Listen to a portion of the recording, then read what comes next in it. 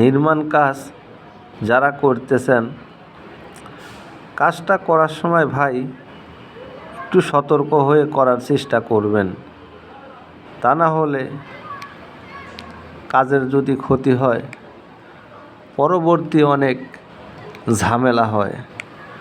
বুঝে শুনে কাজ করবেন, ঝামেলা মুক্ত বিল্ডিং করবেন।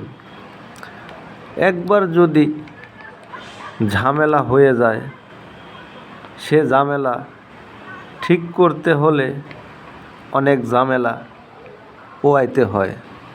তাই সব কিছুরই একটা রোডম্যাপ থাকে, নিয়ম থাকে, সব কিছু থাকে।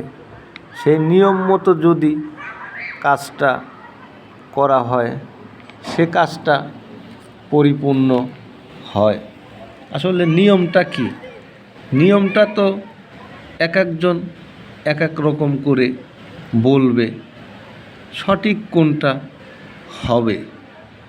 আসলেও বাংলাদেশে যেভাবে বিল্ডিং নির্মাণ করা হয়, সেভাবে নিয়মের বাইরেই বেশি কাজ করা হয়। নিয়ম হচ্ছে, আপনি যখন একটা বিল্ডিং নির্মাণ করবেন, ওই সময় আপনি অনেক সতর্ক হয়ে কাজ করার চেষ্টা করবেন। সতর্ক বলতে, আমরা বড় বড় বিল্ডিং যেখানে নির্মাণ হয়, সেখানে আপনার ইঞ্জিনিয়ার থাকে। ইঞ্জিনিয়ার সে কাজটা পরিপূর্ণ দেখশন করে, এটা কতটুক ঠিক হচ্ছে না ভুল হচ্ছে। আসলেও এগুলো দেখা খুব জরুরি। যারা রাজমিস্ত্রি আছে, তারা তো লাইসেন্স নাই। অনেকেরই কিছুদিন কাজ কাম শিখে সে উস্তাদ হয়ে গেছে, পরিপূর্ণ কাজ সে জানে না। তারপরেও সে মিস্ত্রি লাইসেন্স দিছে তাকে। আসলে যে লাইসেন্স দিছে তারই আসলে লাইসেন্স নাই। যারা নির্মাণ কাজ করে, কাজটা অনেক গুরুত্বপূর্ণ জিনিস। এখানে কাজ করতে হলে অনেক কিছু জানতে হয়, বুঝতে হয়, শিখতে হয়। সেগুলো যদি পরিপূর্ণভাবে না জানে, কাজের বড় ক্ষতি হবে।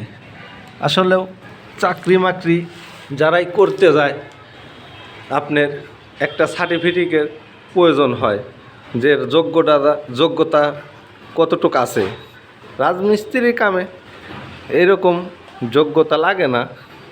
যারা অনেক দিন কাজ করে, অভিজ্ঞতার পার থেকে অনেক ভালো কাজও জানে অনেকে। যাই হোক, আপনারা যারাই বিল্ডিং করবেন, একটু সতর্ক হয়ে কাজ করবেন। আপনার সারা জীবনের সঞ্চয় দিয়ে একটা বাড়ি নির্মাণ করতেছেন, সেই কাজটা যাতে সঠিকভাবে করতে পারেন, এর জন্যই আমি সবাইকে বলার চেষ্টা করলাম। সবাই ভালো থাকবেন। আমি আশরাফুল ইসলাম। আমার জন্য সবাই দোয়া করবেন। আসসালামু আলাইকুম ওয়া রাহমাতুল্লাহ।